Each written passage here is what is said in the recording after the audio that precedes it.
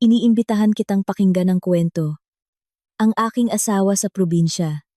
Nagpunta ako sa ospital para sa prenatal check-up. Nang mag-isa at nakita ko siya, taranta, na inaalalayan ng ibang buntis. Doktor, nanganganak ang asawa ko, sigaw niya. Tahimik akong tumalikod. Umuwi, ibinenta ang kondo, at iniwan ang kanyang lumpong ina. Nang gabing iyon, bumuhos ang malakas na ulan sa Maynila, na para bang nagbukas ang kalangitan. Ang mabibigat na patak ng ulan ay humahampas sa bintana. Lumilikha ng isang monotonous at malungkot na tunog, eksaktong-eksakto sa aking buhay sa nakalipas na 4 na taon. Tahimik akong nakaupo sa lumang sofa, hindi namamalayan na inilalagay ang aking kamay sa aking umbok na tiyan. 7 buwan na akong buntis. Ang bata sa loob ay tila nararamdaman din ang kawalan sa bahay na ito. Patuloy siyang gumagalaw, na para bang ipinapaalala ang kanyang pag-iral at pati na rin ang sa akin. Nagyelo ang telepono sa mesa. Sinisira ang nakakabiglang katahimikan.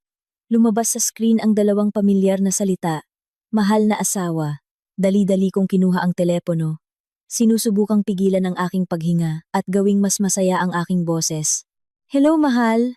Sa kabilang linya, narinig ko ang pamilyar na mainit at malalim na boses na minahal ko sa lahat ng mga taon. Isang boses na kayang pakalmahin ang anumang pag-aalala. Aking mahal. Kumusta kayo ng sanggol? Hindi ba siya malikot? Katatapos ko lang sa trabaho. At tinawagan ko agad kayo para hindi kayo mainip. Ngumiti ako. Ngunit ang ngiti ay siguro mas baluktot kaysa sa iyak. Oo, ayos lang kami, mahal. Mabait ang sanggol. Bahagyang sumisipa. Si nanay din. Gaya ng dati. Katatapos ko lang pakainin siya ng lugaw. Ikaw dyan. Kumusta ang trabaho? Narinig ko sa forecast na malakas din ang ulan sa Cebu nitong mga araw.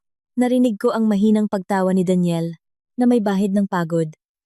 Oo. Umuulan mula umaga. Putik na hanggang tuhod sa construction site, mahal. Pero ayos lang. Para sa ating pamilya. Kaya ko ito. Ikaw, sa bahay. Inaalagaan si nanay at ang ating sanggol. Malaking tulong na iyon. Kung nasa bahay lang ako ngayon, yayakapin kita. Ididikit ang aking tenga sa iyong tiyan at pakikinggan kung paano siya sumisipa. Patawad, Elena, na iniwan kitang mag-isa muli. Bawat salita niya ay parang pulot sa aking mga tenga. Palagi siyang ganoon. Marunong akong iparamdam na mahal at kailangan sa kabila ng libu-libong kilometro sa pagitan namin. 4 na taon na ang nakalipas. Mula nang naaksidente ang kanyang ina na si Carmen at nalumpo mula baywang pababa. Ang mga balikat ni Daniel ay tila yumuko sa bigat ng mga pag-aalala.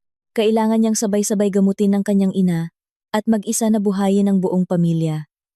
Sinabi niya sa akin, ako ay lalaki. Ako ang haligi ng pamilya. Ikaw, manatili ka lang sa bahay. Maging mabuting manugang kay nanay. At ako na ang bahala sa lahat ng iba pa sa mundo. At naniwala ako. Naniwala ako sa kanyang pag-ibig. Sa kanyang responsibilidad bilang lalaki. Na pinili kong maging asawa.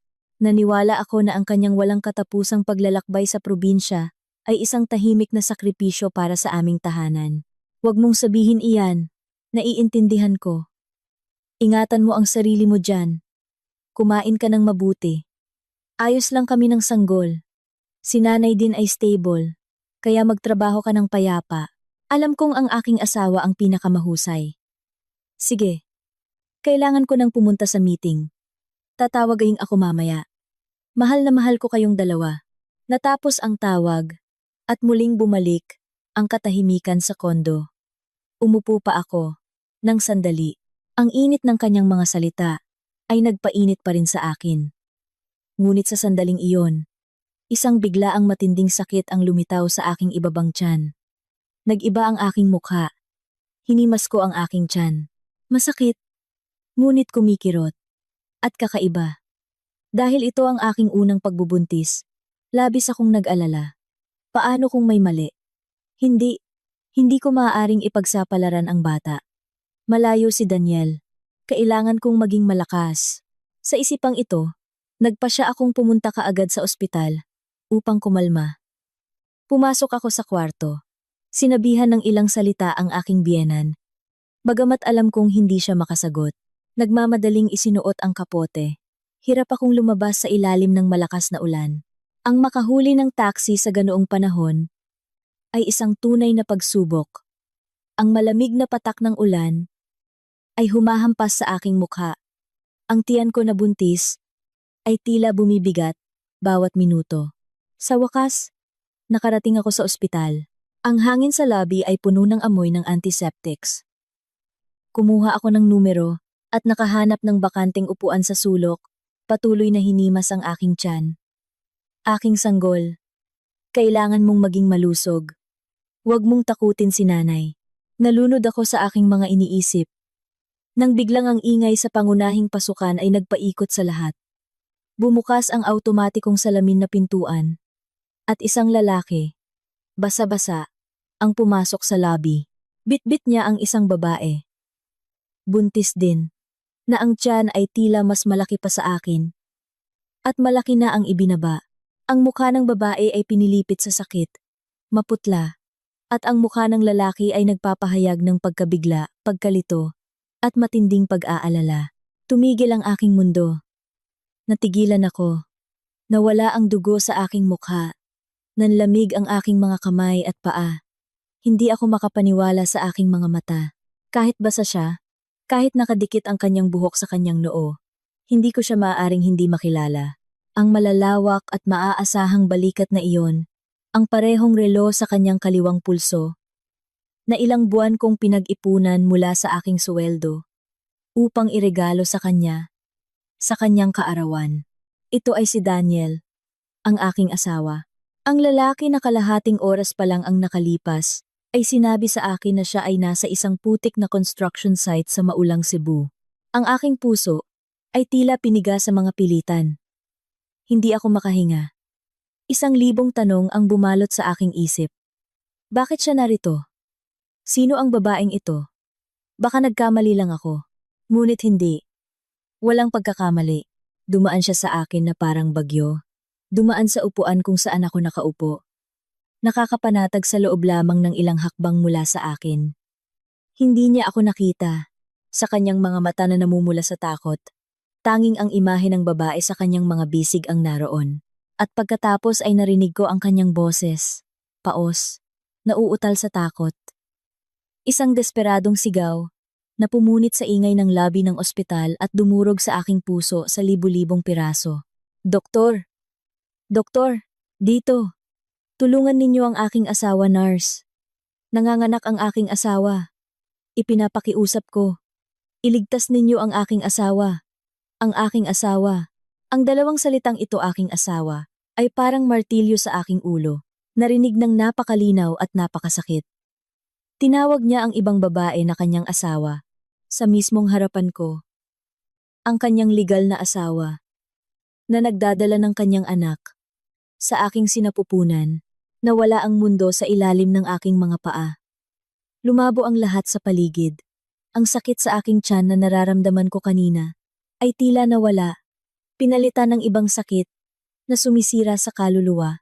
Akala ko ay mahuhulog ako. Sisigaw. Hahampasin siya ng mga akusasyon upang tanggalin ang kanyang mapanlinlang na maskara. Pero hindi. Sa mismong sandaling iyon, malakas na sumipa ang bata sa aking tiyan. Napakalakas. Na para bang sinusubukang gisingin ang ina na nalulunod sa kalaliman ng pagkabigo. Ang sipa na iyon ay nagpabalik sa akin sa katinuan. Ang mga luha na handa ng bumuhos ay biglang natuyo. Ang sakit sa aking dibdib ay naging isang malamig na bukol. Hindi ako umiyak, hindi ako nag-eskandalo, dahil bigla kong naunawaan ang lahat ng napakalinaw. Isang perpektong palabas ang ipinaglaro. At ako ang pinakabobo na puppet doon. Ang aking sakripisyo, ang aking pag-aalaga, ang aking pag-ibig. Lahat ng ito ay isang katawa-tawa lamang. Tinitigan ko ang papagmamadaling likod ni Daniel. Nakasama ng mga nurse ay tinutulak ang wheelchair kasama ang babae patungo sa emergency room. Hindi siya lumingon ni isang beses. Sa sandaling iyon, dahan-dahan akong tumayo. Ang sakit sa tiyan ay nawala, na para bang wala ito. Nakaramdam ako ng kakaibang gaan sa buong katawan. Hindi na ako nagpunta sa doktor. Tumalikod ako at lumabas. Dahan-dahan ngunit determinado. Sumama ako sa karamihan. Lumabas sa gate ng ospital. At lumakad sa ilalim ng malamig na ulan. Umulan pa rin. Ngunit hindi ko na naramdaman ang lamig. Dahil ang lamig sa aking puso ay libu-libong beses na mas matindi. Isang malamig at malupit na desisyon ang nabuo sa aking isip. Pinili niya siya. Tinawag niya siyang kanyang asawa. Kung gayon, ako, si Elena, ay ibabalik sa kanya ang lahat. Ibibigay ko sa kanya ang kanyang kalayaan. At kukunin ko ang lahat ng itinuturing niyang kanya, simula sa kondo na ito. Mula ngayon, ako ang magtatakda ng mga patakaran ng laro. Bumalik ako sa bahay na minsan kong tinawag na aking tahanan. Sa ganap na nakawalan, huminto ang taxi sa entrance. Nagbayad ako. At, lulugmok-lugmok. Bumaba ng sasakyan. Halos huminto na ang ulan. Ang tanging natira ay ang ambon. Tulad ng alikabok ng tubig. Ngunit ang lamig ay tumagos na hanggang sa aking mga buto. Wala na akong naramdaman, ni halumigmig, ni lamig. Ang labas na mundo ay tila nahiwalay sa akin ng isang hindi nakikitang pelikula. At sa loob ng pelikulang iyon, tanging ang sigaw ni Daniel, ang aking asawa, ang paulit-ulit na naririnig. Doktor, iligtas ninyo ang aking asawa. Ang dalawang salitang iyon, aking asawa, ay mas malamig pa kaysa sa ulan ngayon. Pinatigas nito ang lahat ng aking damdamin, na nag-iwan lamang ng nakakatakot na kawalan. Isinaksak ko ang susi sa kandado. Malungkot na umungol ang bakal na pinto. Ang pamilyar na amoy ng gamot ay pumasok sa aking ilong. Sa huling 4 na taon, palaging may ganitong amoy ng ospital sa kondo na ito. Amoy ng sakit, ng kawalan ng pag-asa, at, gaya ng naiintindihan ko ngayon, amoy ng kasinungalingan. Lahat sa kondo ay ganoon pa rin. Tulad ng sandali ng aking pag-alis. Ang remote control ng TV sa mesa. Ang aking hindi nauubos na baso ng tubig. Lahat ay hindi gumagalaw. Maliban sa aking pusong wasak. Dahan-dahan akong lumakad sa sala. Ang aking nawawalang tingin ay nakatuon sa direksyon ng kwarto. Si Carmen, ang aking biyanan, ay nakahiga pa rin doon. 4 na taon ko siyang itinuring na aking sariling ina. Iniwan ko ang aking trabaho, ang aking mga pangarap, upang alagaan siya sa bahay. Araw-araw, ako mismo ang nagluluto ng lugaw, dinudurog ito sa blender, at pinapakain siya ng kutsara. Hinuhugasan ko siya. Pinapalitan ang kanyang diaper.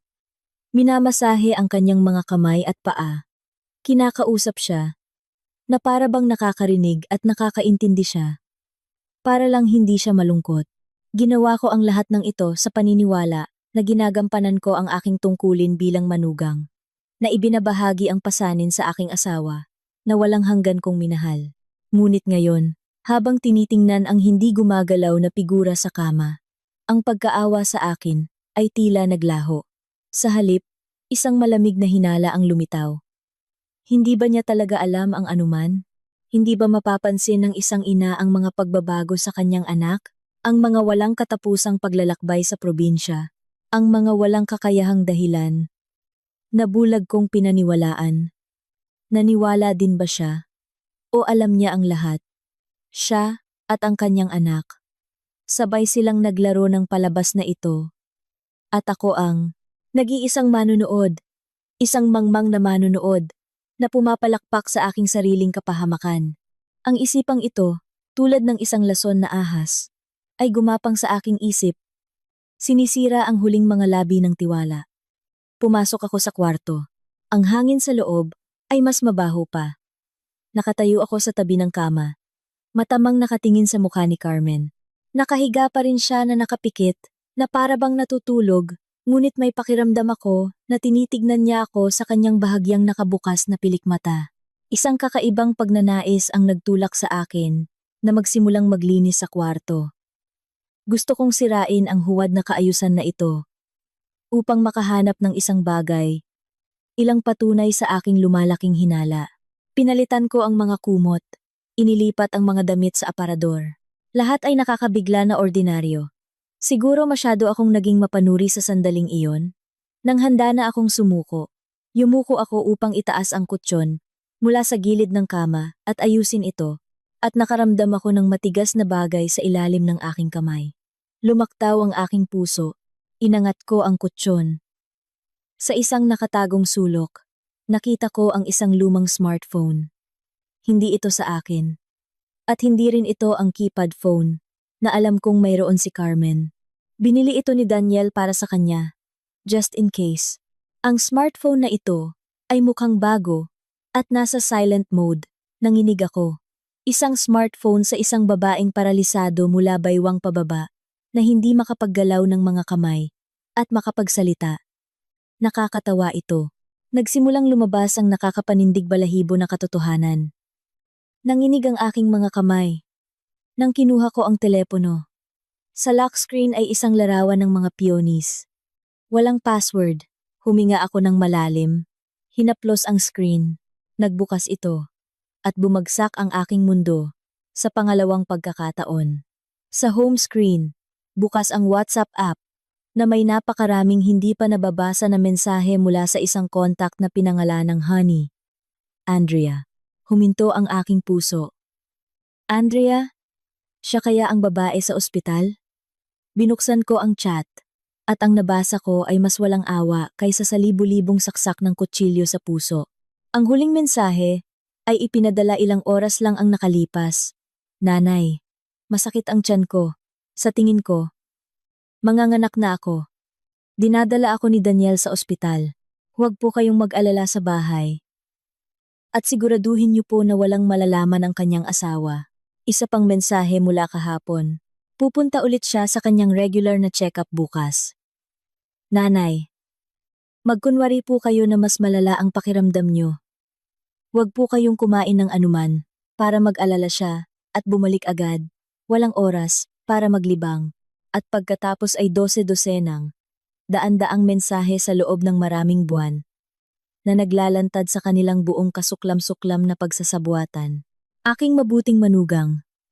Kumusta kayo ni Daniel? Huwag mong kalimutang pakainin ng mabuti ang aking apo. Nanay, grabe ang morning sickness ko. Wala akong makain. Nag-aalala si Daniel. Ikaw lang ang nakakaintindi sa akin. Huwag kang mag-alala. Ang Vera na iyon ay isang mangmang. Wala siyang maiintindihan. Hayaan mo pa siyang alagaan ako ng kaunti. Sa sandaling ipanganak mo ang iyong anak, makakahanap si Daniel ng dahilan para paalisin siya. Pagkatapos noon, magiging maayos ang ating buhay. Tandaan mo lang, wag na wag mong ipaalam sa kanya na kaya mong gumalaw. Magkunwari kang paralisado hanggat maaari. Galingan mo nanay. Ang kinabukasan ng iyong anak at apo ay nakasalalay sa iyong talento sa pag-arte. Nagbasa ako nang hindi lumalaktaw ng isang salita. Bawat letra ay parang lason na karayom na tumutusok sa aking laman. Kaya ito pala iyon. Lahat ng ito ay isang palabas. Ang biyenan na aking tapat na inalagaan ay hindi naman lubusang paralisado. Nagpapanggap lang siya. Nakipagsabuatan siya sa kabit ng kanyang anak. Dinaya niya ako. Ginawa akong libreng katulong. Isang tanga na 4 na taon nilang niloloko. Tinawag niya ang babaeng iyon na mabuting manugang. Habang sa kanyang mga mata, ako ay isang tanga lamang. Isang kasangkapan na ginagamit. Ikiniling ko ang aking ulo. At tiningnan ang babaeng nakahiga sa kama. Nakapikit pa rin siya. Regular ang paghinga. Pekeng-peke. Lahat ay peke. Ang galit ay umakyat sa aking lalamunan. Gusto ko siyang sugurin. Kunin ang kumot. Sigawan sa kanyang mukha. Alam ko na ang lahat. Ngunit hindi ko ginawa. Ano ang silbi ngayon ng sampal o pagmumura?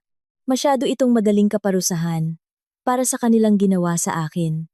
Ibinalik ko ang telepono sa dati nitong lugar.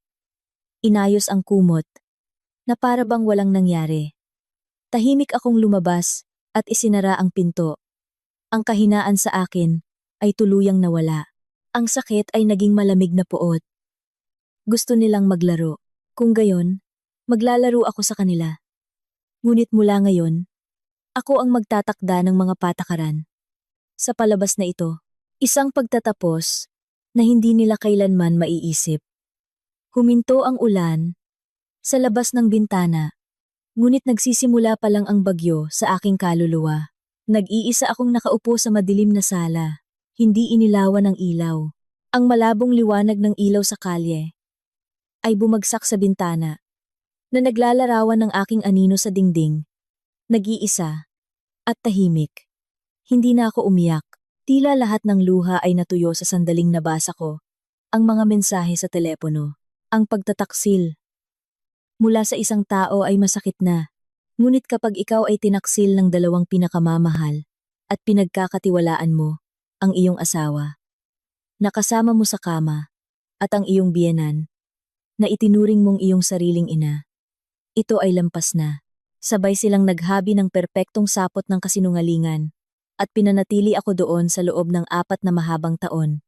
Pumasok sa aking isipan ang matatamis na alaala ng nakaraan, ngunit ngayon ay puno na sila ng kapaitan at pangungutya. Naalala ko ang araw ng aming kasal, nang si Daniel, hawak ang aking kamay, ay sumumpa sa harap ng aming mga pamilya, na mamahalin at poprotektahan ako habang buhay. Nakakatawa, naalala ko ang araw nang ibigay sa akin ng aking mga magulang ang passbook ng bangko. Ang bunga ng kanilang maraming taon ng pagtatrabaho. Konting lang anak, sabi ng aking ama noon. Pero ito ay para magkaroon ka ng sariling suporta. Para walang makapagpababa sa iyo. Ang kanyang boses ay naririnig pa rin sa aking tenga. At ginamit ko ang perang iyon para bilhin ang kondo na ito. Nang isasaayos namin ang mga dokumento, sinabi sa akin ni Daniel ng napakahinahong, "Mahal, ang titulo ng pag-aari ay dapat na nakapangalan sa ating dalawa. Upang malaman ng lahat na tayo ay iisa, na ang ari-arian ay atin, nang walang paghihiwalay sa iyo at sa akin." Naluha ako noon. Akala ko siya ay tapat. Akala ko ito ay isang pagpapakita ng pag-ibig at pagkakaisa. Ngunit ngayon ay naiintindihan ko. Ito ay isa lamang galaw sa kanyang pangmatagalang plano. Kinwenta niya ang lahat mula sa simula. Gusto niya na legal na makuha ang karapatan sa ari-arian na nilikha ng aking mga magulang. Tumayo ako, lumapit sa bintana, at tinitigan ang desyertong kalye sa ibaba, mula sa isang mahinang babae na palaging namumuhay para sa iba. Ako ay naging ibang tao. Naramdaman ko ang malamig na kalupitan na bumabangon mula sa kaibuturan ng aking kaluluwa. Sila ang nagturo sa akin nito. Ginawa nila akong lobo mula sa isang tupa. Hindi ko nahahayaan na samantalahin nila ang aking kabaitan at pagiging mapagbigay. Ibalik ko ang lahat ng sa akin. Nang walang pag-aatubili, kinuha ko ang aking telepono.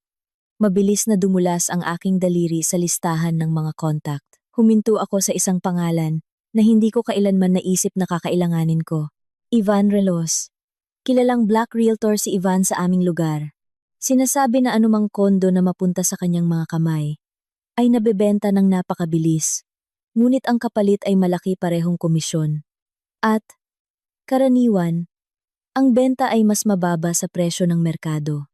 Dati, iniiwasan ko ang mga taong tulad ni Ivan. Ngunit ngayon, siya lang ang makakatulong sa akin. Kailangan ko ng pera. At sa lalong madaling panahon, bago may malaman si Daniel, pinindot ko ang tawag. Sa kabilang linya, isang paos na boses ng lalaki ang sumagot. "Hello? Sino to?" Huminga ako ng malalim. Ang aking boses ay narinig, nakakagulat, nakalmado at malinaw, nang walang kaunting panginginig. "Ivan, magandang umaga. Ito si Elena, ang may-ari ng condo number 15 sa Building 24 sa X Street. Kailangan kong ibenta ang kondo na ito kaagad." Sa kabilang linya, nagkaroon ng ilang segundo ng katahimikan. Mukhang sinusubukan ni Ivan na maalala kung sino ako.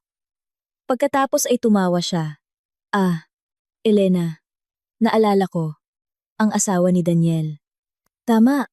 Bakit, sweetie?" Narinig ko. "Mahal kita. May emergency sale ka ba?" Ayokong magpaliwanag. May mga personal na dahilan ako.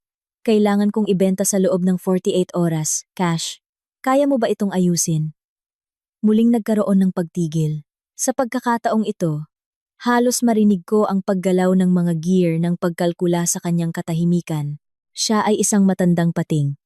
Naamoy niya ang pangangailangan at naunawaan na ito ay isang pagkakataon upang ibaba ang presyo. 48 oras. Nagsasakripisyo ka, bata? Hindi ito tulad ng pagbebenta ng isang bungkos ng kangkong. Kung, kung, kung ano, kung sasang-ayon ka sa napakagandang presyo. Ayon sa merkado, ang iyong kondo ay nagkakahalaga ng humigit kumulang 60 milyon ngayon. Ngunit kung gusto mo ng cash sa loob ng 48 oras, magiging 12 milyon ito. Wala ng piso pa. Ba? Milyon? Para sa bilis? Sang-ayon ka ba? Ba? Ba? Ba? Ba? Ba? Ba? Ba? Ba? Ba? Ba? Ba? Ba? Ba? Ba? Ba? Ba? Ba? Milyon? Bumagsak ang aking puso. Ngunit agad na lumitaw sa aking harapan ang imahe ni Daniel, sumisigaw sa ospital. Iligtas ninyo ang aking asawa. Ano ang 3 milyon kumpara sa walang awang pagtataksil na ito? Kailangan ko ng kalayaan, kailangan ko ng paghihiganti. At ang 3 milyon na ito ang aking panimulang. Kapital para sa isang bagong buhay at para maisakatuparan ang aking plano. Sang-ayon. Sagot ko ng buong pagpapasya, 10 milyon. Ngunit mayroon akong isang kondisyon. Sabihin mo, ang lahat ng formalidad ay dapat manatiling lihim, lalo na mula sa aking asawang si Daniel. Sabihin mo sa mga mamimili na mayroon akong general power of attorney mula sa kanya para sa lahat ng transaksyon. Kaya mo ba? Malakas na tumawa si Ivan sa kabilang linya. Problema ba iyon? Maliit na bagay. Ihanda mo lang ang mga dokumento. Ako na ang bahala sa iba. Bukas, alas 4 ng hapon, pumunta ka sa Notaryo Public Office number 3. Huwag mong kalimutan ang orihinal na titulo ng ari-arian at ang iyong pasaporte. Ang pera ay ideposito sa iyong account pagkatapos ng paglagda. Sa aming joint account, dagdag ko, isang kaisipan ang sumagi sa aking isip. Ideposito sa aming joint account. Tila nagulat si Ivan. Ngunit sumang-ayon. Okay, desisyon mo. Hanggang bukas. Ibinitay ko ang telepono. Halos manghina ang aking katawan. Ibinenta ko ang aking bahay, ang aking nakaraan, ngunit hindi ako nagsisisi. Ito ang unang hakbang tungo sa pagpapanumbalik ng hustisya para sa akin at sa aking anak. Sila mismo ang nagtulak sa akin dito. Kaya wag nila akong sisihin sa aking kalupitan. Tumalikod ako at tiningnan ang kwarto ni Carmen. Nakahiga pa rin siya doon, patuloy na nagpapanggap na isang kawawang may sakit. Mapait akong ngumiti. Nanay, malapit nang matapos ang inyong palabas. Ang inyong manugang ay naghahanda ng isang sorpresa na hindi ninyo kailanman naiisip. Ang susunod na 48 oras ang magiging kritikal para sa aking kapalaran. Nabuo na ang plano at hindi ko kayang magkamali. Habang si Daniel, ang aking legal na asawa, ay nagbabantay sa ospital. Nag-aalaga sa kanyang asawa at anak. Sa bahay, ang kanyang tunay na asawa ay lihim na nagsasagawa ng isang malaking pagtakas. Kinabukasan, mas maaga akong nagising kaysa sa karaniwan. Walang pagod na buntis, ni pananakit sa likod. Tila ang poot, ang naging pinakamabisang pampawala ng sakit. Ginawa ko pa rin ang almusal. Nagluto ng lugaw, pinunasan at binihisan si Carmen, na para bang walang nangyari. Kailangan kong gampanan ang papel ng tapat na manugang hanggang sa huli. Tiningnan ako ni Carmen gamit ang kanyang walang buhay na mga mata.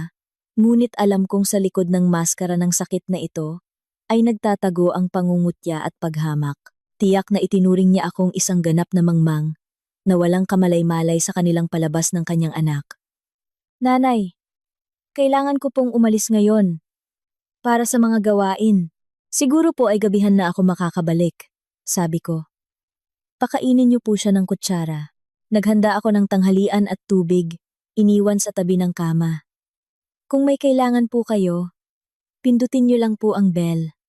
Palagi pong bukas ang aking telepono. Siyempre, kasinungalingan iyon. Inalis ko na ang baterya ng bell kagabi pa. Habang nagsasalita ako, tumunog ang aking telepono. Si Daniel iyon. Mabilis na tumibok ang aking puso. Hindi dahil sa kaba, kundi dahil sa paghamak. Inutusan ko ang aking sarili na maging kalmado at sinagot ang telepono. Hello, Daniel? Elena, patawad. Napakaraming ginawa kahapon. Hindi kita matawagan.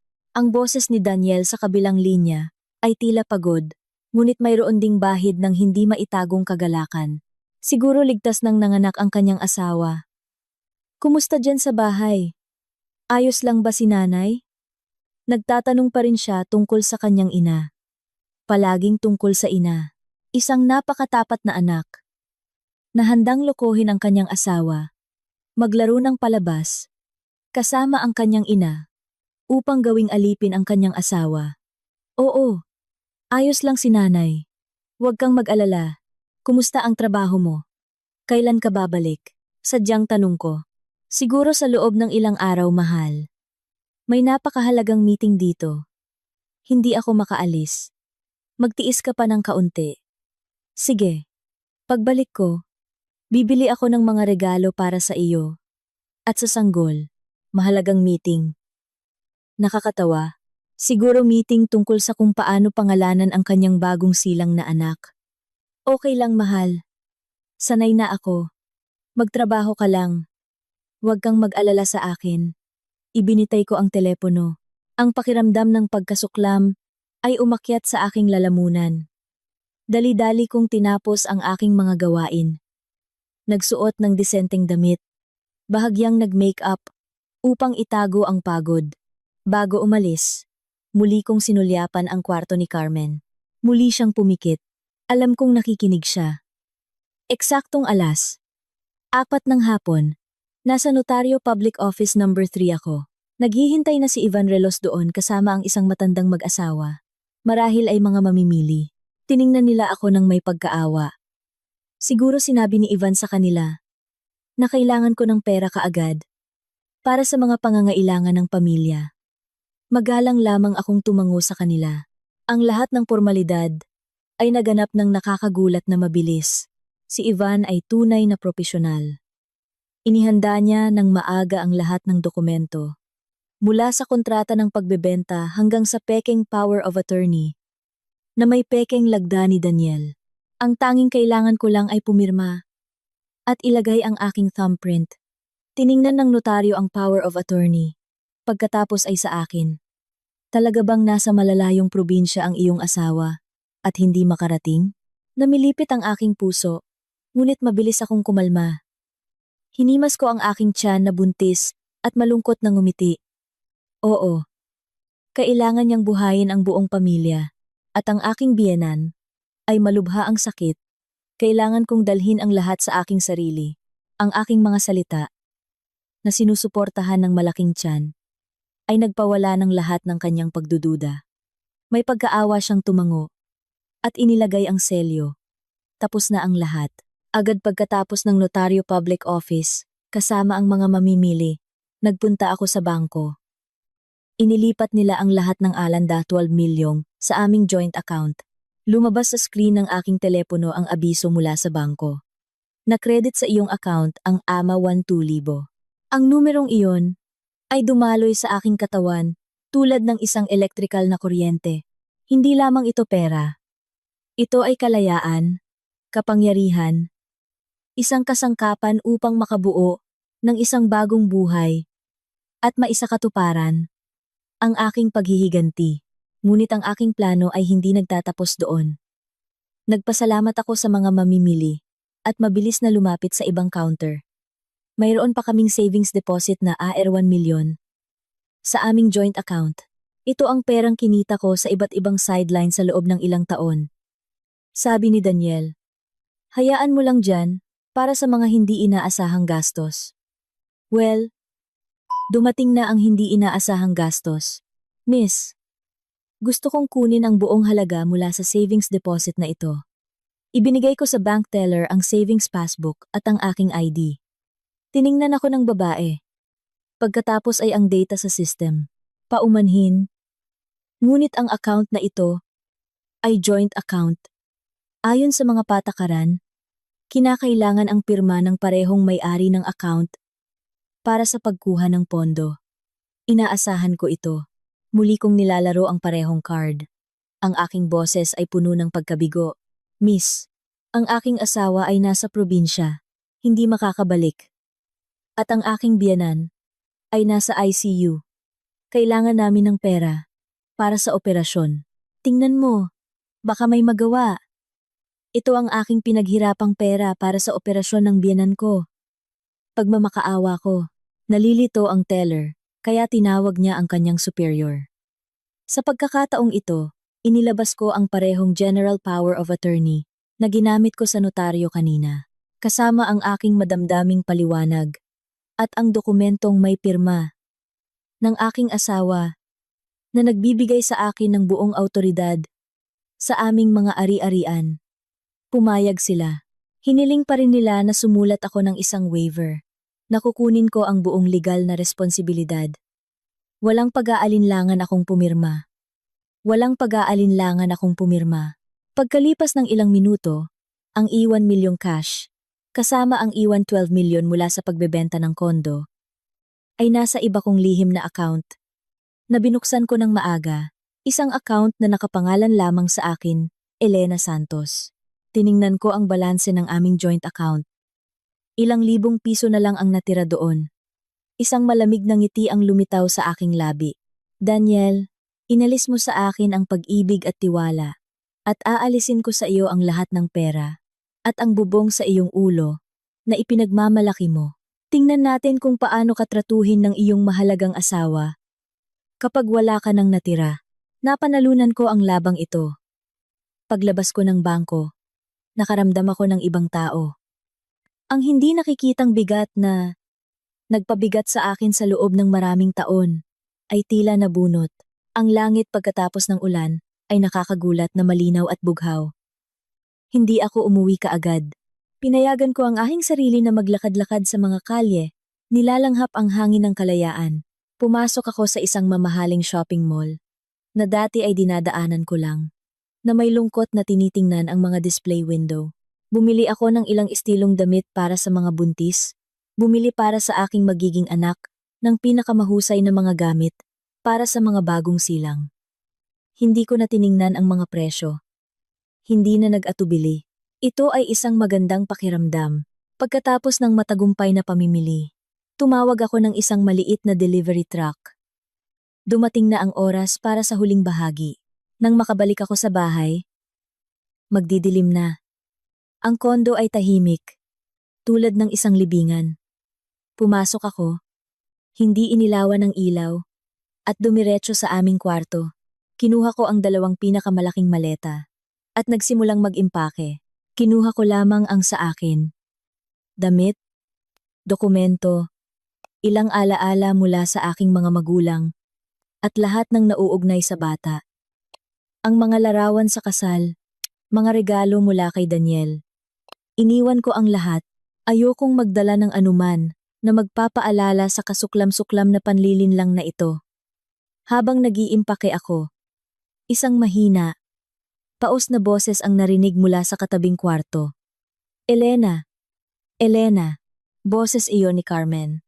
Sa unang pagkakataon sa mahabang panahon, narinig ko siyang sumubok na magsabi ng isang bagay. Siguro dahil sa uhaw, o siguro dahil sa takot, na naiwan mag-isa, nang matagal. Huminto ako, huminga ng malalim, at pumasok sa kanyang kwarto. Binuksan ang ilaw. Nakahiga si Carmen sa kama. Nakadilat ang kanyang mga mata at nakatingin sa akin. Mayroong isang bagay sa kanyang tingin na parang pagmamakaawa. Ngunit higit sa lahat ay kayabangan at isang pautos na tono ng isang taong sanay na pinaglilingkuran. May kailangan po kayo? Walang emosyon kong tanong. Tubig. Tubig. Nahirapang bigkas niya. Mahinahon akong nagbuhos ng isang baso ng tubig, naglagay ng straw, at idinikit sa kanyang bibig. Masigasig siyang uminom. Nang matapos siya, muli siyang nag-utos. Itaas mo ako. Naninigas ang likod ko. Itinuring pa rin niya akong tanga, ang kanyang katulong. Masinsin ko siyang tiningnan, at isang malamig, mapanuyo ang ngiti ang lumitaw sa aking labi. Tila nagulat siya sa aking pag-uugali. Lumaki ang kanyang mga mata sa pagkalito. Naninigas ang likod. Ulit ko. Sa tingin ko, nanay, oras na para umupo kayo. Mukhang tumaba kayo kamakailan. At gumagalaw na rin ang inyong mga kamay at paa. Hindi ba? Nagbago ang mukha ni Carmen. Ang pagkalito sa kanyang mga mata ay napalitan ng matinding takot. Nahirapan siyang bigkasin. Ikaw, anong sinasabi mo? Ako, hindi ko naiintindihan. Hindi naiintindihan? Tumawa ako. Ang malamig na tawa ay umalingaw-ngaw sa kwarto. Kung gayon, hayaan ninyong ipaliwanag ko. Aking mabuting manugang, kumusta kayo ni Daniel? Hayaan mo pa itong si Elena na alagaan ako ng kaunti. Galingan mo, nanay. Ang kinabukasan ng iyong anak ay nakasalalay sa iyong talento sa pag-arte. Familiar ba sa inyo ang mga pahayag na ito? Kinukopya ko ng verbatim ang mensahe mula sa lihim na telepono. Sa bawat salita ko, mas lalong namumutla ang mukha ni Carmen. Sa huling pahayag, ito ay puti na parang papel. Binuksan niya ang kanyang bibig. Nanginig ang kanyang katawan hindi dahil sa sakit, kundi dahil nabuking siya. Paano? Paano mo? Paano mo nalaman? Hindi ba? Lumapit ako sa kama, yumuko sa kanyang tenga, at bumulong upang marinig niya ang bawat salita. Sa mundong ito, lahat ng lihim ay nabubunyag. Nanay, maganda ang inyong palabas ng inyong anak, ngunit dumating na ang oras para ibaba ang tabing. Tumayo ako, at tiningnan siya sa huling pagkakataon. Sa kanyang mga mata ngayon, ay hindi takot, kundi matinding galit. Gusto niyang tumalon. Sunggaban ako. Ngunit, tila, dahil sa matagal na pagpapanggap, hindi na ganoon kamasunurin ang kanyang katawan. May balita ako para sa inyo. Sabi ko, na para bang kaswal lang. Ibinenta ko ang kondo na ito. Bukas, darating ang mga bagong may-ari, kaya oras na para humanap kayo ng bagong tirahan ng inyong mahalagang anak. Dare ka? Sigaw niya sa walang magawa na galit. Dare ako o hindi, malalaman mo sa lalong madaling panahon. Kinuha ko ang aking mga balikat. Mula ngayon, tawagin mo ang iyong mabuting manugang, ang iyong Andrea, para pakainin ka at palitan ang mga diapers. Sigurado akong mas mahusay siyang mag-aalaga sa iyo kaysa sa akin. Paalam, nanay. Ang iyong walang silbing manugang ay aalis na. Nang masabi ito, tumalikod ako at umalis, nang hindi lumilingon ni isang beses. Sa likod ko, narinig ko ang pagmumura, kasunod ang mahinang kalabog ng baso ng tubig. Napilit niyang inabot, at itinulak pabagsak gamit ang kanyang nanginginig at nanghihinang mga kamay. Ngunit wala akong pakialam. Ipinagulong ko ang 2 maleta ko sa labas ng pinto. Dumating na ang delivery truck na tinawag ko. Muli kong sinulyapan ang bahay na ito. Puno ng kasinungalingan at ng aking sakit. Mula sa sandaling ito, wala na itong koneksyon sa akin. Sumakay ako sa sasakyan, iniwan ang masamang nakaraan, at ang babae na nagsimulang magbayad para sa kanyang masasamang intriga. Pagkalipas ng 3 araw, bumalik si Daniel mula sa kanyang paglalakbay sa Cebu. Sa totoo lang, 3 araw iyon nakasama niya si Andrea at ang kanilang bagong silang na anak sa isang upscale maternity hospital. Pakiramdam niya, ang pinakamasayang tao sa mundo. Mayroon siyang anak na lalaki, isang tagapagmana, at sa bahay ay naghihintay sa kanya ang isang masunurin. Tapat na asawa na nag-aalaga sa kanyang matandang ina. Mayroon na siyang plano. Sa sandaling lumaki ng kaunti ang anak ni Andrea, makakahanap siya ng angkop na dahilan siguro ay akusahan si Elena ng pagkabaog o gumawa ng iskandalo at mag-file ng annulment. Ang kondo, na nakapangalan sa dalawa, ay natural na hahatiin. Sa perang iyon, kasama ang suporta ng pamilya ni Andrea, ang kanyang kinabukasan ay mukhang walang ulap. Sumisipol siya, bitbit ang isang malaking bag na puno ng mga regalo, kabilang ang mga delikasi mula sa probinsya na mabilis niyang binili sa airport para maging kapani-paniwala. Inisip niya kung gaano kasaya si Elena sa kanyang pagbabalik. Paano siya magiging abala? Magtatanong, magluluto ng kanyang paboritong pagkain. Iniisip ito. Nagmamalaki siyang ngumiti. Napakabobo talaga niya. Napakadaling lokohin. Isinaksak niya ang susi sa kandado, ngunit hindi nakalak ang pinto. Kumunot ang noo niya. Nakaramdam ng bahagyang pagkabahala. Itinulak niya ang pinto at pumasok. Ang tanawin na bumungad sa kanya ay nagpatigagal sa kanya. Walang laman ang kondo. Sa sala, walang sofa, walang TV, walang mesa na may mga upuan. Lahat ay nawala.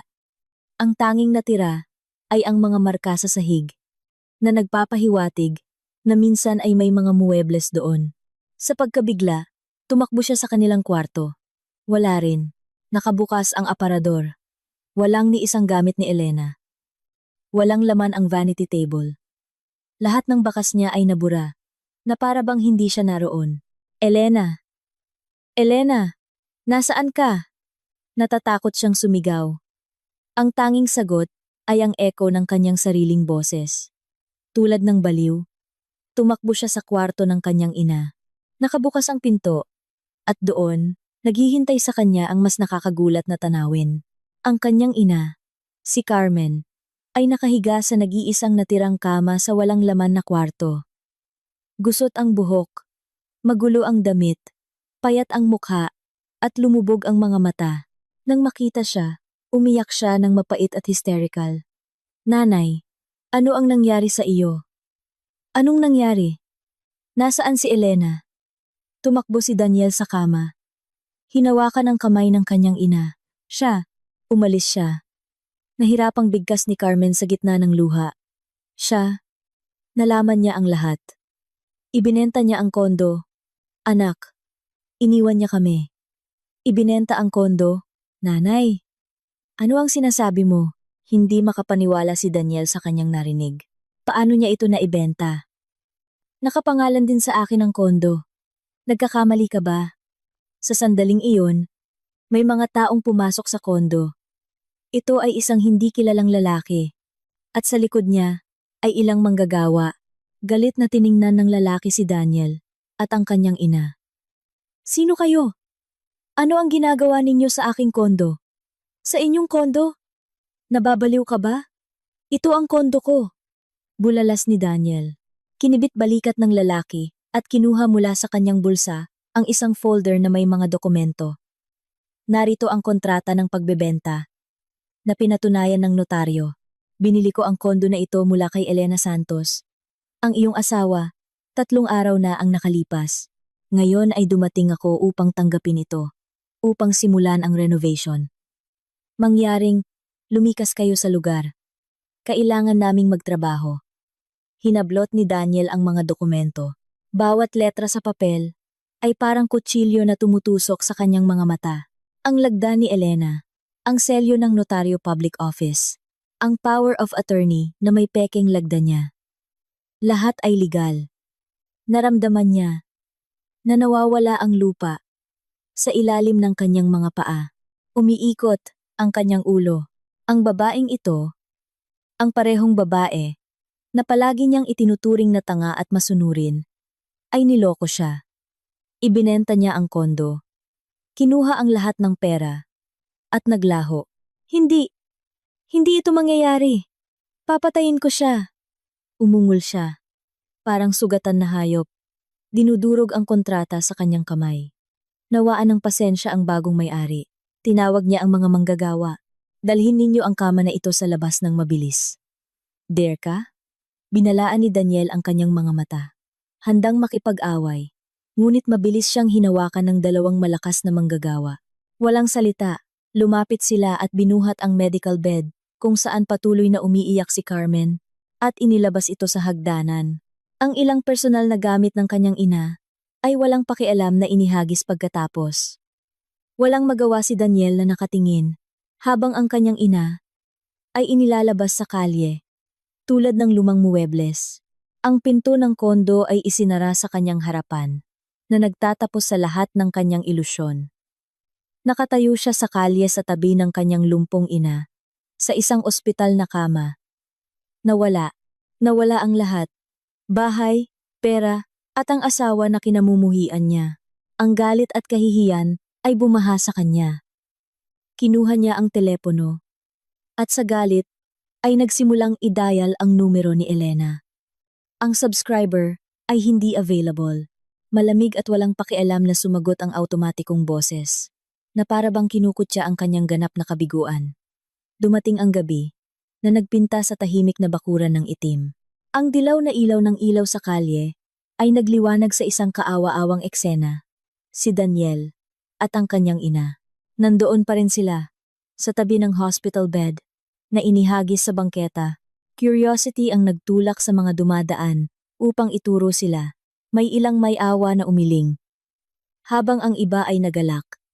Nang malaman mula sa mga bagong residente ang katotohanan tungkol sa pamilyang ito, ang kahihiyan, tulad ng libu-libong karayom, ay tumusok sa balat ni Daniel. Hindi pa siya nakaramdam ng ganoong kahihiyan at kawalan ng pag-asa sa kanyang buhay. Tumigil sa pag-iyak si Carmen, ngunit nanginginig ang kanyang katawan sa lamig at takot. Daniel, nilalamig ako.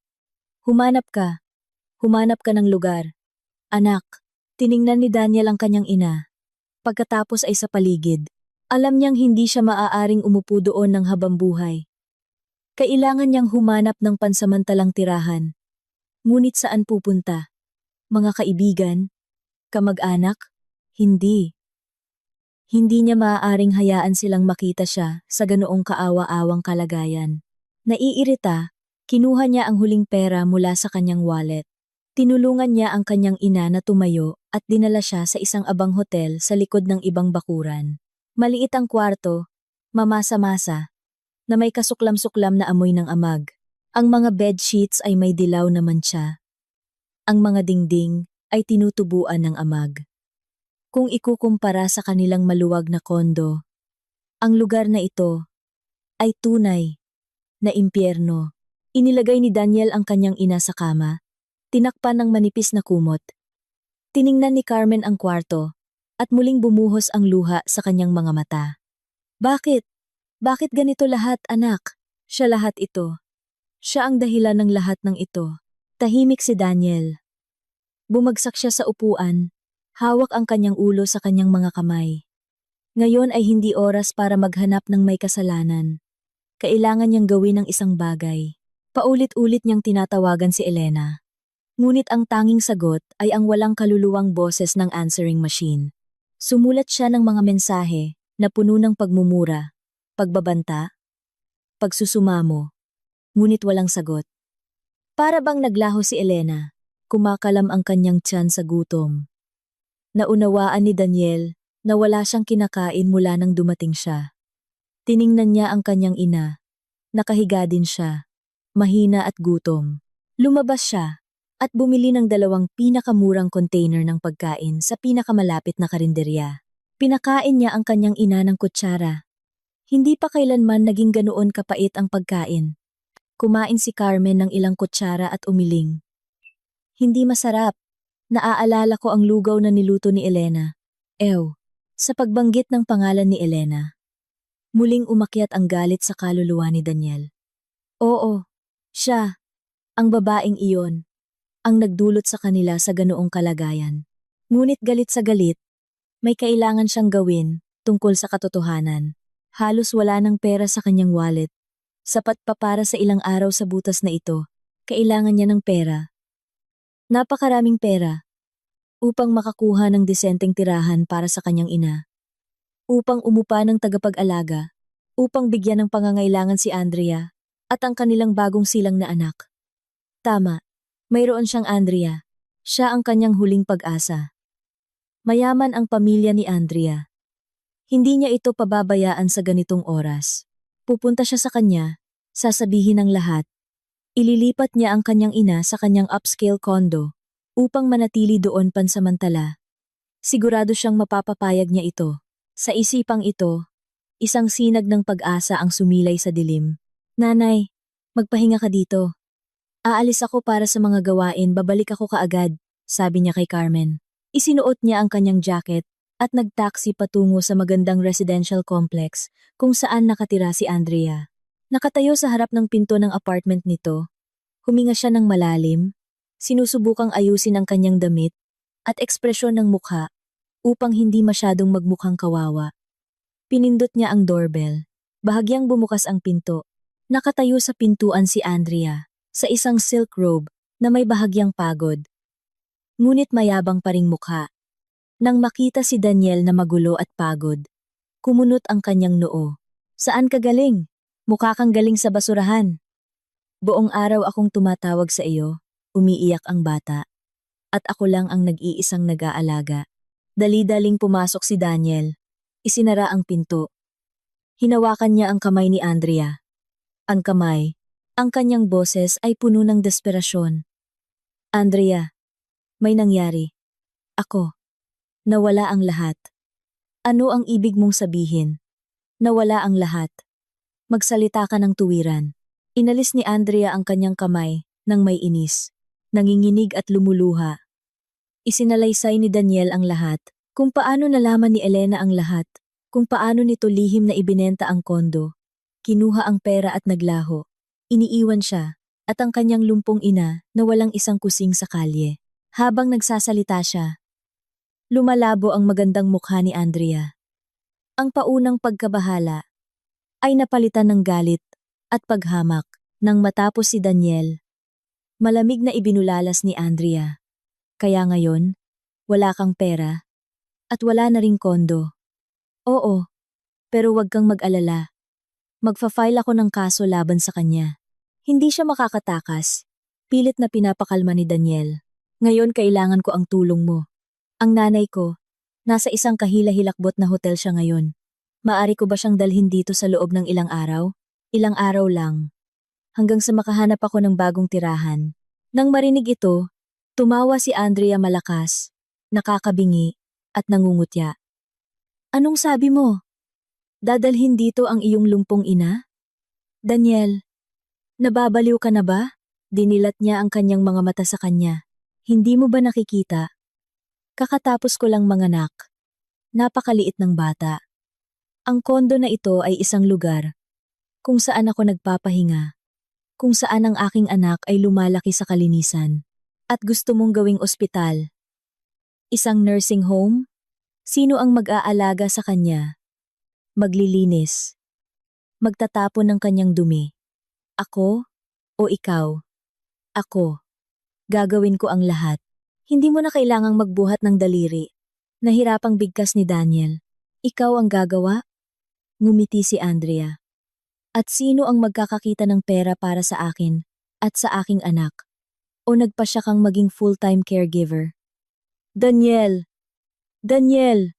Paano ako nagkamali sa iyo? Akala ko matalino ka. Agresibo. Kayang bigyan kami ng desenteng buhay ng aking anak. Ngunit naging isa ka lang talunan, na hindi man lang kayang hawakan ang sarili mong asawa. Pinayagan mo siyang lokohin ka. At ngayon na wala ka nang natira, nagpasya kang kumapit sa akin. Bawat salita ni Andrea ay parang saksak sa puso. Natigilan siya.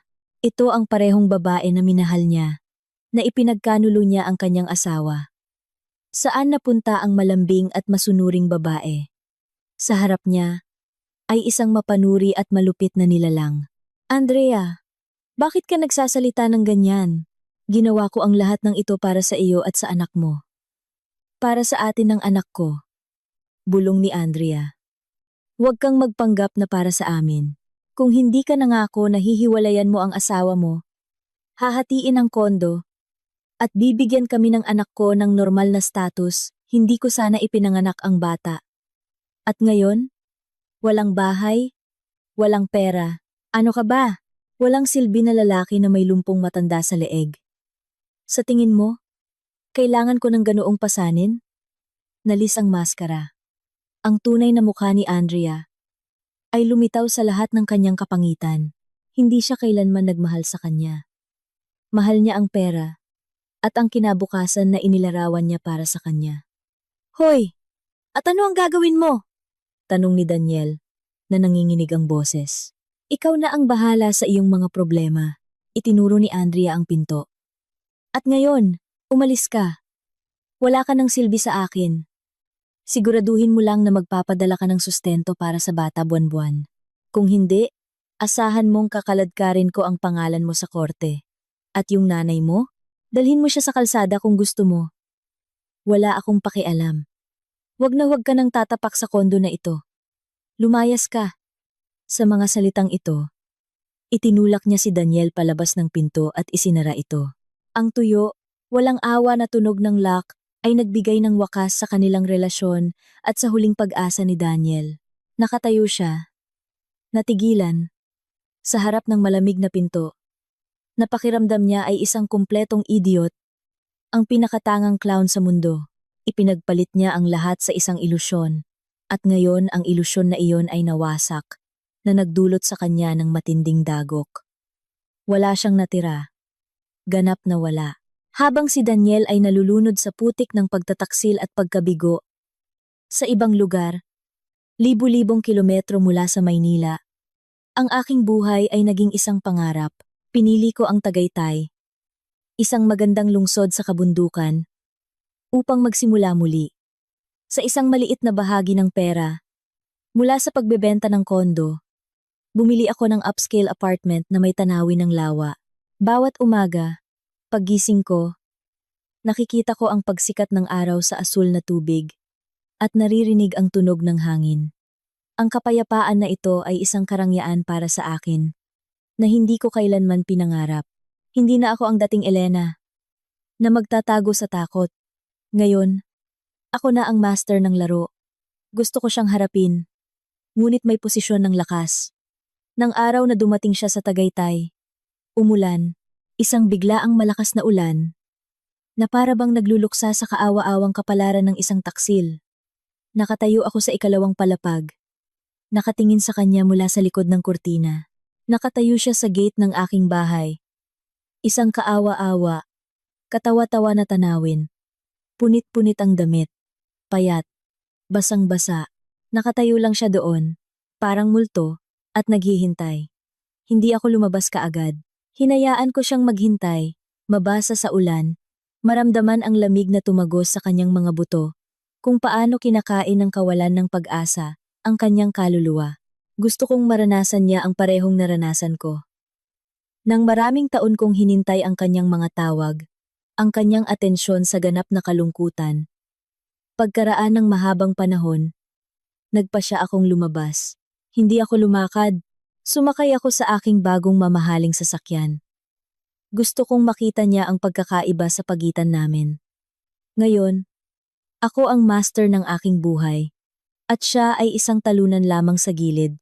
Nang dahan-dahang bumukas ang malalaking bakod na gawa sa bakal, at nagsimulang lumabas ang aking puting sasakyan. Si Daniel, tulad ng isang nalulunod na tao, na kumakapit sa dayami, ay sumugod pasulong. Humarang sa kalsada. Nagsimula ang palabas na inihanda niya. Elena! Elena! Ako ito! Huminto ka! Pakiusap! Huminto ka! Biglang huminto ang sasakyan ilang sentimetro mula sa kanya. Kalmado kong ibinaba ang salamin at tiningnan siya sa mata. Ang aking tingin ay parang yelo. Ano ang ginagawa mo dito? At pagkatapos ay bumagsak siya sa kanyang mga tuhod, sa gitna ng ulan. Isang kilos na hindi ko kailanman naisip, ang mapagmataas. Mayabang na lalaki na aking asawa ay lumuhod sa aking harapan. Nagsimula siyang ibalibag ang kanyang ulo sa basang aspalto. Ang mga mahihinang paghampas ay narinig ng desperado. Ang ulan ay nahalo sa mga luha at, marahil, sa dugo mula sa kanyang basag na noo. Elena, patawarin mo ako. Alam kong may kasalanan ako. Hindi ako tao. Ako. Maaari mo akong saktan, pagalitan. Gawin mo ang anumang gusto mo. Pakiusap lang. Iligtas mo ang aking ina. Malapit na siyang mamatay sa ospital. Sabi ng doktor, hindi siya mabubuhay ng walang pera. Nawala ang lahat sa akin. Hindi ko kayang mawala pa ang aking ina. Pakiusap. Bigyan mo ako ng pagkakataon. Pautangin mo ako ng kahit kaunting pera. Maging alipin mo ako. Ibabalik ko ang lahat. Hinihiling ko sa iyo sa huling pagkakataon. Para sa aming mga taon na magkasama. Humikbi siya. Nagmamakaawa. Sinusubukang tawagan ang mga alaala. Ang mga damdamin na, sa akala niya, ay natitira pa sa akin. Isinantabi niya ang huling labi ng kanyang pagmamataas. Ngunit para sa akin, ang kanyang palabas ay isang walang kakayahang komedya lamang. Nakaupo ako sa kotse at kalmadong tiningnan ang kanyang pagganap. Hindi ako lumabas. Hindi ko siya inabutan ng payong. Hinayaan ko lang siyang nakaluhod sa ilalim ng malamig na ulan. Pinayagan ko siyang tapusin ang kanyang papel. Nang mapaos na siya sa pag-iyak, nagsalita ako. Ang aking boses ay malinaw. Ngunit mas matalas kaysa sa kutsilyo. Nilalampasan nito ang ingay ng ulan. Sinasabi mong may kasalanan ka. At ano eksakto ang iyong kasalanan? Sa pagtataksil sa iyong asawa habang siya ay buntis. Mag-isa. Na nag-aalaga sa iyong lumpong ina. O sa pagtataksil sa akin kasama ang iyong ina. Sa loob ng 4 na taon, na ginawa akong libreng katulong sa pagpaplano na kuhanin ang aking ari-arian at paalisin ako sa kalye. O sa pagiging ganoon katanga na pinayagan mo ang iyong kabit na linlangin ka at palakihin ang anak ng ibang tao nang hindi mo man lang alam? Bawat tanong ko ay parang hampas ng martilyo sa puso ni Daniel. Nanigas siya, itinaas ang kanyang mukha sa akin. Ang kanyang mga mata ay puno ng takot. Hindi niya maintindihan kung paano. Paano ko nalaman ang lahat ng ito? Mapangutya at may paghamak akong ngumiti. Nagulat ka, Daniel?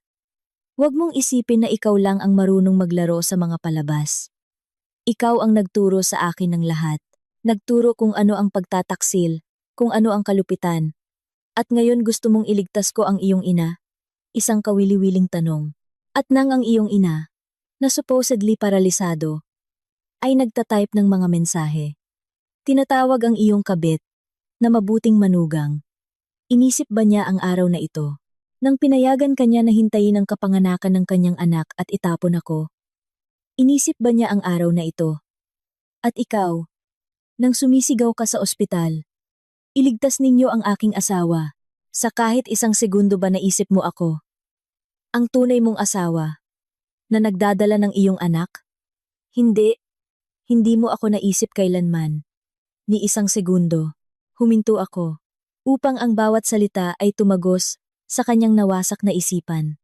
Ang nangyari kay Carmen ay kanyang karma. Ang nangyari sa iyo ay iyong pinili. Hindi mo ako kailangan ng paumanhin. Wala silang halaga. At hindi ko naman kayo kailangan ng kahit na anong pakikiramay. Huwag ninyong banggitin ang ating mga taong pinagsamahan. Kayo mismo ang pumatay sa mga iyon.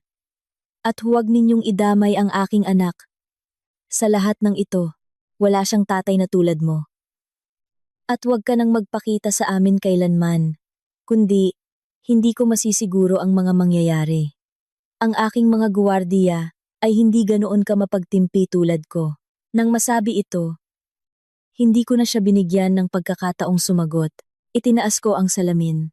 Ang tunog ng lock ay parang isang ganap na paghihiwalay. Pinindot ko ang gas. Lumampas ang sasakyan sa kanya. Nabinasa siya ng maruming tubig mula sa ilalim ng gulong. Sa rearview mirror, nakita ko ang kanyang kaawa-awang. Basang-basa na kalat. Nakaluhod sa gitna ng ulan. Nilunod ko siya. Nilunod siya sa parehong kawalan ng pag-asa at kahihiyan na inihanda niya para sa akin. Ang kanyang pagmamakaawa ay nalunod sa ulan at sa lamig ng aking puso.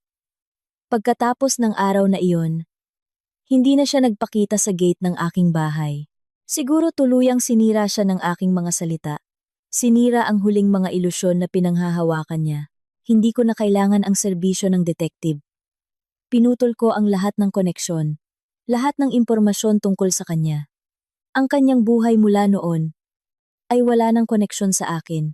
Gayunpaman, pagkalipas ng ilang buwan, tinawagan ako ng isang matandang kaibigan mula sa Maynila.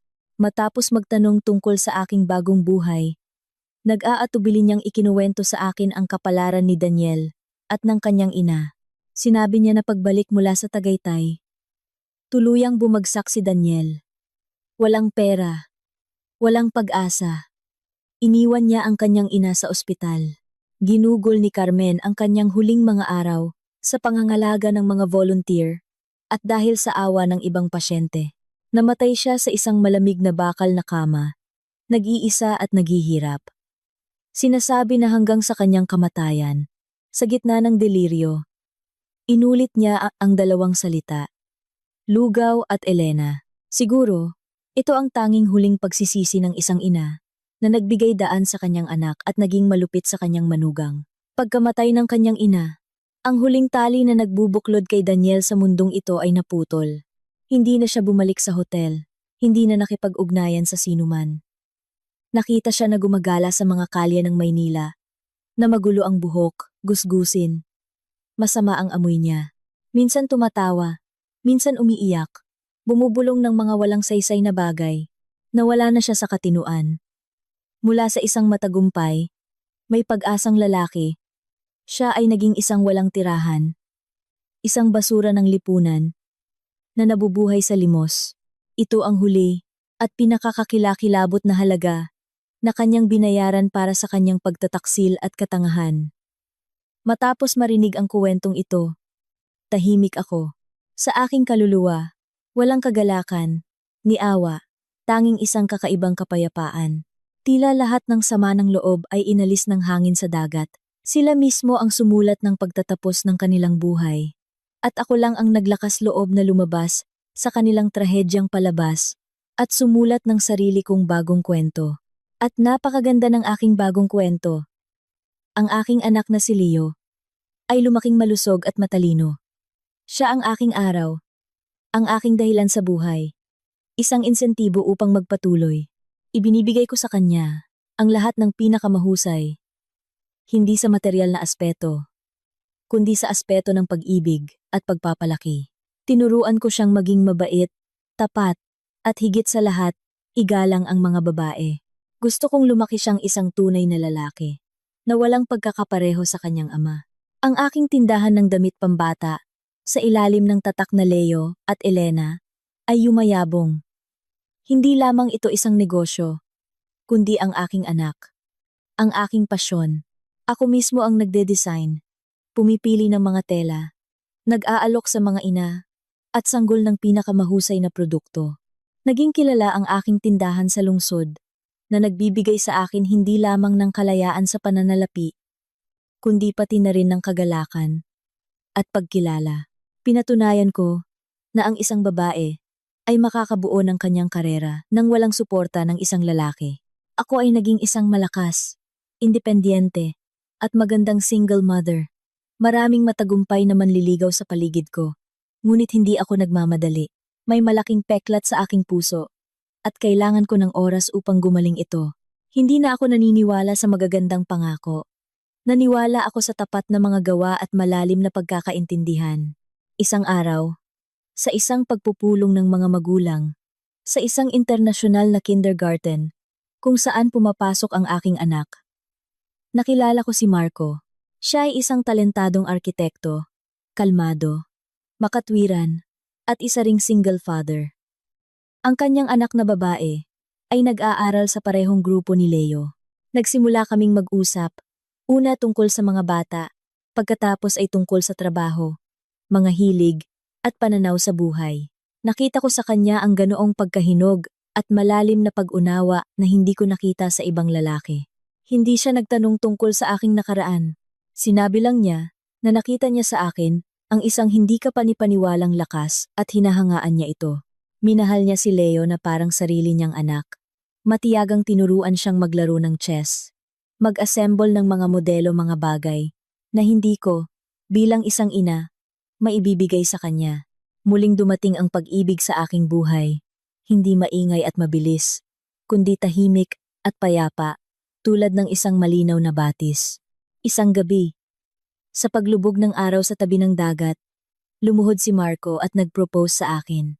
Hindi sa isang mamahaling singsing na may brilyante, kundi sa isang magandang kabibe na matagal nilang hinanap ng kanyang anak. Sinabi niya na hindi niya ako ipinangako ng mas marangyang buhay. Dahil mayroon na ako ng lahat. Ipinangako niya na bibigyan kami ng kanyang anak ng isang tunay na tahanan, isang maaasahang balikat na maaaring sandalan, at isang tapat, walang pagbabagong pag-ibig. Umiyak ako, ngunit sa pagkakataong ito ay luha ng kaligayahan. Pumayag ako. Ang aming kasal ay simple at masaya sa baybayin ng dagat, kasama ang aming mga pinakamalapit na mahal sa buhay. Nakatayo sa tabi ng dagat, hawak ang kamay ng aking lalaki. Tinitingnan ang aming mga anak, ang aking anak, at ang kanyang anak na babae, na masayang gumagawa ng mga kastilyo ng buhangin. Ngumiti ako. Dumaan ako sa bagyo, nahulog sa kailaliman ng pagtataksil. Ngunit hindi ako bumagsak. Tumayo ako, at natagpuan ang aking sariling pagsikat ng araw. Ang aking kwento ay patunay na ang halaga ng isang babae ay hindi sa bulag na pagtitiis, kundi sa lakas ng loob na itapon ang lahat ng nakakalason at hindi karapat-dapat at magsimula muli. Ang tunay na kaligayahan ay palaging naghihintay sa mga marunong magmahal at pahalagahan, lalo na ang kanilang sarili. Ang nakaraan ay naiwan na, at sa harap ko ay naghihintay ang isang maliwanag na kinabukasan. Isang abot tanaw na puno ng kapayapaan at kaligayahan.